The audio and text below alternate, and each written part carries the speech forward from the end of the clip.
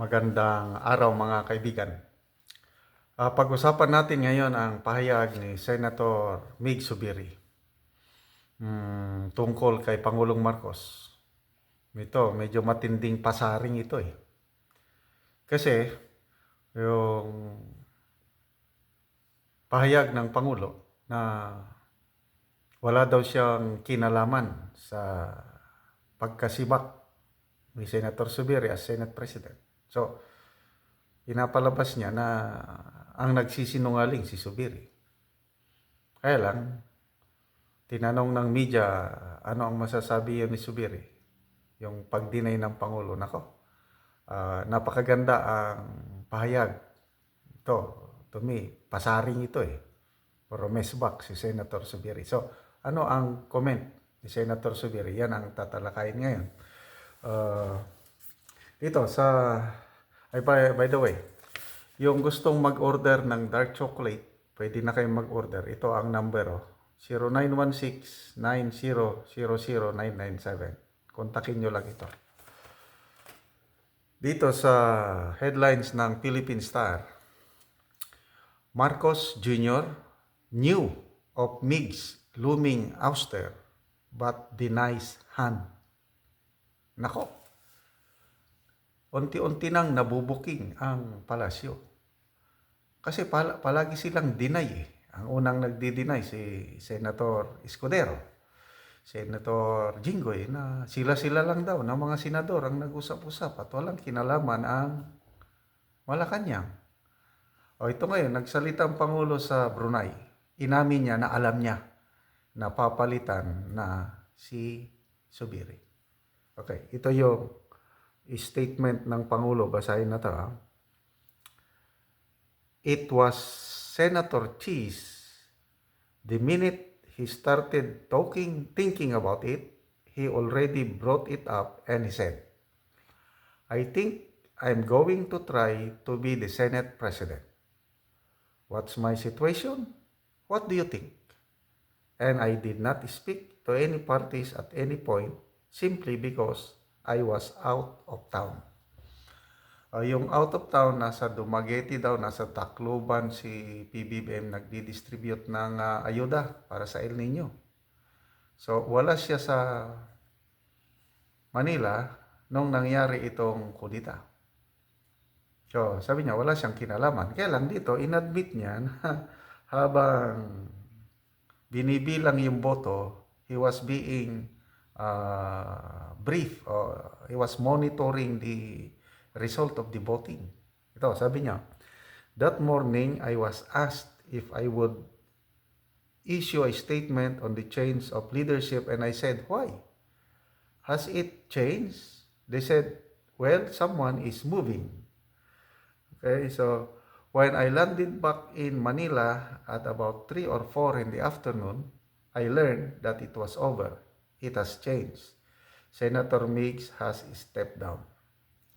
I was basically informed at every step of the way, but it moved so quickly as well. Ayun, klaro. Bago pa gawin yung kudita, bago pa nagpapirma si Escudero, nag-usap na si PBBM at Escudero. And then, nung gumagalaw na yung pirmahan, alam na alam ng presidente yung galawan sa Senado. Tapos sabi niya, may tiwala pa rin siya kay Zubiri. To me, that's a statement of hypocrisy. Kung may tiwala siya kay Zubiri, kung ako ang presidente, kailangan sa isang strong president, may control ka sa House, may control ka sa Senado. Kasi kung walang control ang presidente sa legislative, yan ang tinatawag na lame duck president, walang kapangyarihan. Kasi walang magawang maganda ang Pangulo, isang Pangulo, kung hindi maipasa yung mga batas na gusto niya. So, walang problema sa House dahil pinsan niya. So sa Senado, nandyan si Zubiri, mag 2 years na siya na nag-serve. Super majority ang bilang ng senador na sumusuporta sa administrasyon. 22 sila. Kung sinasabi niya na may tiwala siya kay Zubiri, the moment, kung ako yun kung akong presidente, the moment na nagsabi si Escudero na papalitan niya si Zubiri, sasabihin ko, why? Anong dahilan? Bakit palitan niyo si Zubiri? Anong kasalanan niya? Ganon sana. But the fact na wala lang, pinabayaan niya, ibig sabihin gusto niyang matanggal. Ibig sabihin wala na siyang tiwala.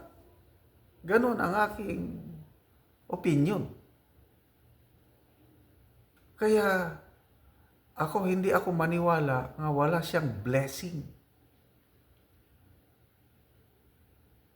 Mas naniniwala ako sa sinasabi ni Senator Zubiri na powers that be ang nagpatanggal sa kanya dahil hindi siya sumusunod sa mga instructions. So ano ngayon ang pasaring ni Senator Zubiri? Tinanong siya ng media kung ano ang comment niya kasi dinideny ni PBBM na walang nag-utos. Sila lang daw mga senador. So, ibig sabihin, indirectly, sinungaling si Zubiri. So, how did Senator Zubiri responded? Sabi niya, meanwhile, okay, Zubiri, let them be, sabi niya. Let them be and let the people be the judge. Wow! Ang galing. Hindi na siya nagsalita ng marami. Malaman.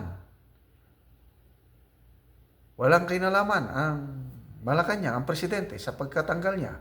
Kasi the only powers that be na pwedeng magpatanggal sa kanya ang presidente. Sabi ng presidente, wala akong kinalaman dyan. Si Escudero lang. Let them be. Yeah. And let the people be the judge. Tayo daw, mga mamamayan, ang magiging hukom. Sino ang nagsasabi ng totoo? Sino ang sinungaling? Again, ulit-ulit kong sinasabi ang aking opinion na nagsasabi ng totoo si Senator Zubiri. Palusot na lang nila yun. Kasi nagalit sila, yung powers that be. Unang galit nila yung charter change na hindi maipasa-pasa. Kasi ang gustong-gusto nila magkaroon ng charter change para magtagal sila sa pwesto. Ang gusto nila, by 2028, ang isang politiko dyan na walang pag-asang manalo sa isang fair and square, honest election, magiging prime minister kung mapalitan ang system of government natin from presidential to parliamentary, at the only way na mangyari yon is kung magkaroon ng charter change. Mabuti na lang at maraming umaalma. Okay, salamat sa maisog rallies all over the Philippines and all over the world. At yun ang tinututulan yung charter change. Salamat sa CBCP. Salamat sa mga other religious groups, sectoral groups na umaalma sa charter change. Yun ang unang galit ng powers that be. Kasi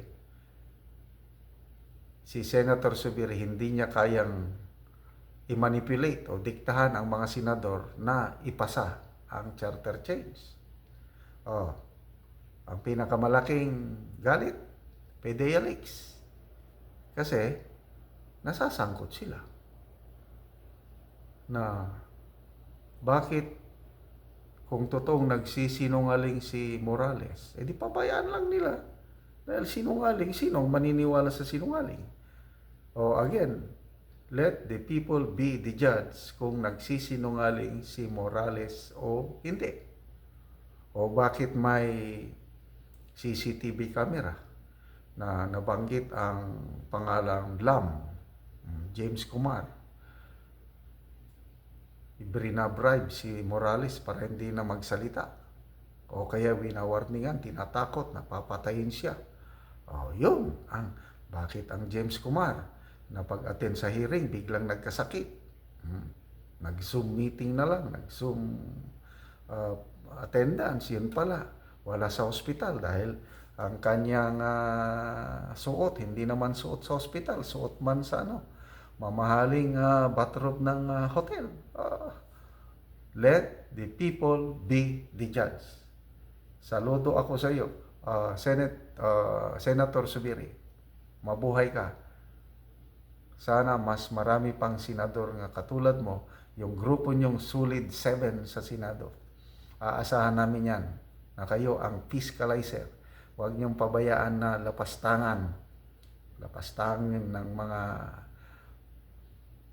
mataas ang ambisyon sa politika ang ating konstitusyon. Salamat, Senator Zubiri.